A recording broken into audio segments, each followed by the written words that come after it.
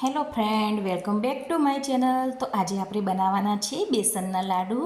તો વિડીયો જરૂરથી જોજો. તો એના માટે અહીંયા મેં બેસન લઈ લીધું છે અને એને ચારીને આપણે લઈ લીધું છે. એની અંદર ઘીનું મોઈન નાખી દીધું છે અને બરાબર આપણે મસળી લઈશું. તો બરાબર આ રીતના આપણે લોટની અંદર ઘી મસળી લેવાનું છે અને ઘી આપણે એટલું માપ રાખવાનું છે કે તમે એને મસળીને મુઠ્ઠી વારો તો મુઠ્ઠી વરે એટલું આપણે ઘીનું માપ રાખવાનું છે.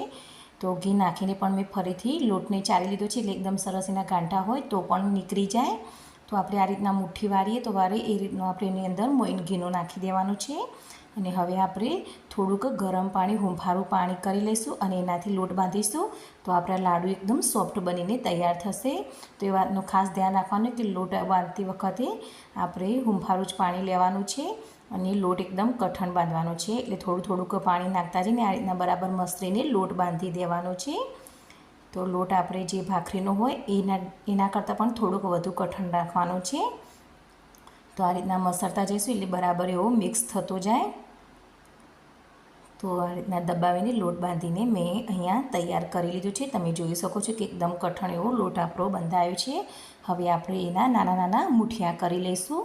તો અહીંયા એકદમ મીડિયમ સાઇઝના મૂઠિયા રાખવાના છે એટલે અંદરથી પણ એકદમ સરસ એવા ચડી જાય. તો આ રીતના આપણે મુઠ્ઠીની અંદર આ રીતના દબાવી દઈશું એટલે અંદર આ રીતના ઓગળીના નિશાન પર એટલે અંદરથી પણ સરસ એવા ચડી જાય. તો આ જ રીતથી આપણે બધા જ મૂઠિયા બનાવી દઈશું એકદમ નાના અને મીડિયમ સાઇઝના. અને આ રીતના દબાવતા જઈશું એટલે બધા જ સરસ એવા અંદરથી ચડી જાય. તો આપણે બધા જ એ રીતના બનાવીને પહેલાં તૈયાર કરી લઈશું અહીંયા.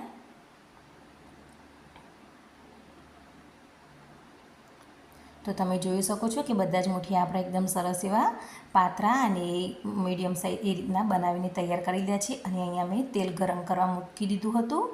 તો તેલ પણ બહુ જ ગરમ નહીં, મીડિયમ ગરમ થાય એટલે આપણે એની અંદર નાખી દઈશું. તો ગેસની ફ્લેમ અહીંયા આપણે ધીમી જ રાખવાની છે, નહીંતર ઉપરથી લાલ થઈ જશે અને અંદર કાચા રહી જશે. અને ધીમી જ ફ્લેમ રાખીને જ આપણે બધા જ મૂઠિયા તળવાના છે. તો અહીંયા આપણે એકસાથે જેટલા આવે એટલા બધા જ મૂઠિયા નાખી દઈશું.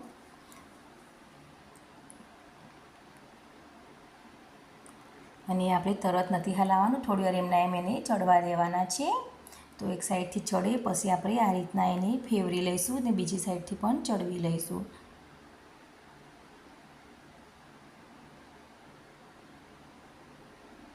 તો એને ચડતા થોડો ટાઈમ લાગશે કારણ કે અહીંયા આપણે ગેસની ફ્લેમ ધીમી રાખવાની છે એટલે અંદરથી પણ એકદમ સરસ એવા ચડીને તૈયાર થઈ જશે તમે ધીમી ફ્લેમ રાખશો તો.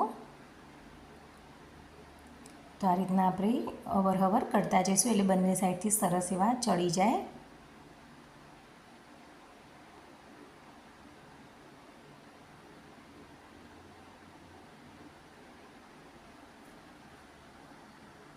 તો તમે જોઈ શકો છો કે મૂઠિયા આપણા સરસ એવા ચડીને તૈયાર થઈ ગયા છે. તો આપણે એને કાઢી લઈશું. હવે ઉપરથી થોડાક બ્રાઉન કલર જેવા થવા માંડે, થોડો ઘાટો કલર લાગે એટલે આપણે એને કાઢી લેવાના છે. તો આ રીતના આપણે બધા જ મૂઠિયાને હવે કાઢી લઈશું. તો બધા મૂઠિયા આપણા બનીને તૈયાર થઈ ગયા છે. તમે જોઈ શકો છો એકદમ સરસ એવા ચડી ગયા છે. તો હવે આપણે એને થોડાક ભાગી લઈશું. આ રીતના દસ્તો લઈને એને બરાબર આ રીતના ભાગી લેશો એટલે એકદમ ઝડપથી ઠંડા થઈ જશે. પછી આપણે એને મિક્સર જારની અંદર ક્રશ કરી લઈશું. પણ અત્યારે આ રીતના ભાગશો તો ઠંડુ થઈ જાય અને ઠંડુ થાય પછી મિક્સર જારની અંદર નાખવાનું, નહીંતર ચોંટી જશે. તો આ રીતના તમે ભાગીને થોડી વાર રવા દેશો એટલે એકદમ સરસ એવું ફટાફટ થોડુંક ઠંડુ થઈ જશે. તો આ રીતના કરી લેવાનું છે બરાબર. તો ઠંડુ થઈ ગયું છે. હવે આપણે મિક્સર જારની અંદર એને બરાબર પીસી લઈશું નાખીને.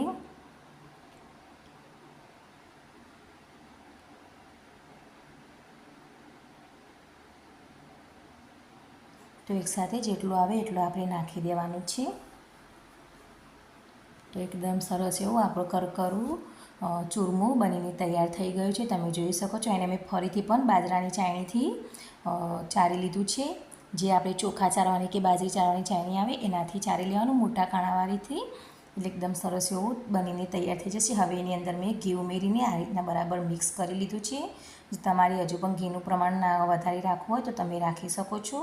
તો અહીંયા મેં 2 વાટકી જેટલો લોટ લીધો હતો, તો એના ભાગના આપણે 1 વાટકીથી પણ થોડીક ઓછી એટલી ખાંડ લઈ લેવાની છે. એ રીતનું માપ રાખવાનું છે અહીંયા બેસનના લાડવા બનાવવા માટે. અને એ જ વાટકીથી મેં થોડુંક પોણી વાટકી જેટલું મેં પાણી પણ એની અંદર ઉમેરી દીધું હતું. અને આ રીતના આપણે બરાબર એને હલાવતા જઈશું. અને અહીંયા મેં 2 તારવાળી ચાસણી કરવાની છે આપણે, તો એને આપણે હલાવતા જઈશું. અહીંયા હું થોડોક કલર નાખી દઈશું ને એની અંદર થોડુંક એલચી પાવડર અને થોડોક જાયફળનો પાવડર નાખી દઈશું. તો એક ચપટી જેટલો જ અહીંયા નાખવાનો છે, વધારે નથી નાખવાનો. બરાબર હલાવીને મિક્સ કરી લઈશું. અને 2 તારની ચાસણી થાય ત્યાર સુધી આપણે એને હલાવતા જવાનું છે આ રીતના.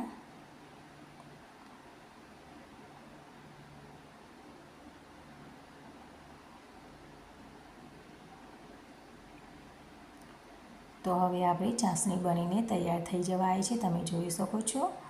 તો આપણે ઓગળી પર લઈને આ રીતના ચમચાથી ઓગળી પર લઈને જોઈશું તો 2 તારની ચાસણી થઈ જાય. પછી આપણે એની અંદર જે ચૂરમું બનાવ્યું હતું એ ઉમેરી દઈશું અને બરાબર હલાવીને મિક્સ કરી લઈશું.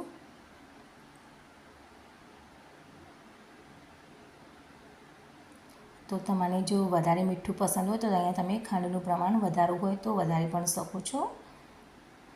તો આ રીતના ગરમ જ બરાબર આપણે ફટાફટ હલાવીને મિક્સ કરી લેવાનું છે.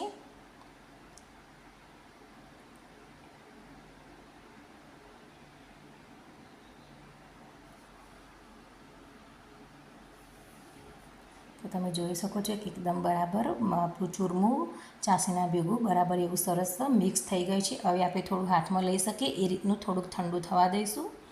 વધારે ઠંડુ નથી કરવાનું, નહીં તો લાડુ નહીં બને. તો હજુ પણ જો તમને ઘીની જરૂર લાગે તો તમે અહીંયા ઉમેરી શકો છો ઘી, અને ડ્રાયફ્રૂટ નાખવા હોય તો પણ નાખી શકો છો.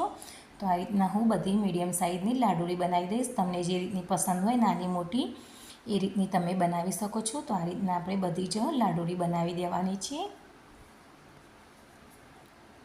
તો થોડુંક ગરમ હોય હાથમાં લઈ શકે એ રીતનું એટલે જ આપણે એને બનાવી દેવાની છે. વધારે ઠંડુ કરશો તો લાડુળી નહીં બને.